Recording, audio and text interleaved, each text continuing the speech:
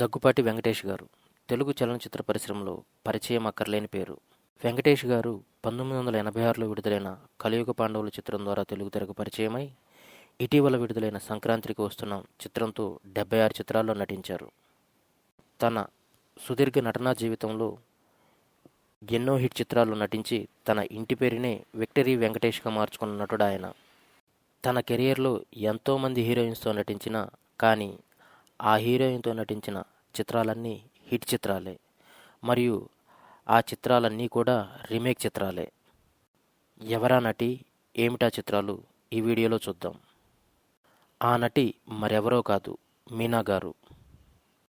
వెంకటేష్ మీనా గారి కాంబినేషన్లో దాదాపు 6 సినిమాలు విడుదలయ్యాయి.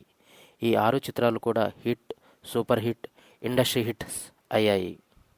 వీరి కాంబినేషన్లో వచ్చిన మొదటి సినిమా 1992లో విడుదలైన చంటి. ఈ మూవీ తమిళ్ మూవీ చిన్నతంబికి రీమేక్.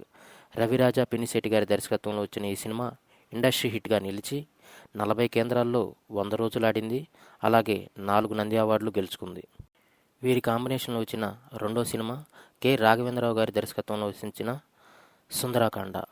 ఈ మూవీ సుందరాకాండంకి రీమేక్. ఈ చిత్రంలో పాటలు ఎవర్ గ్రీన్ హిట్స్. వీరి కాంబినేషన్లో వచ్చిన మూడో సినిమా వివి సత్యనారాయణ గారి దర్శకత్వంలో వచ్చిన అబ్బాయి గారు. ఈ మూవీ కూడా తమిళ్ మూవీ యంగ చిన్న రాసాకి రీమేకే. విలేజ్ బ్యాక్డ్రాప్లో రూపొందించిన ఈ సినిమా సూపర్ హిట్ అయింది. అలా వీరి కాంబినేషన్లో వచ్చిన నాలుగో సినిమా భీమినేని శ్రీనివాసరావు గారి దర్శకత్వంలో వచ్చిన సూర్యవంశం. ఈ సినిమాలో వెంకటేష్ గారు డ్యూయల్ రోల్లో కనిపించారు.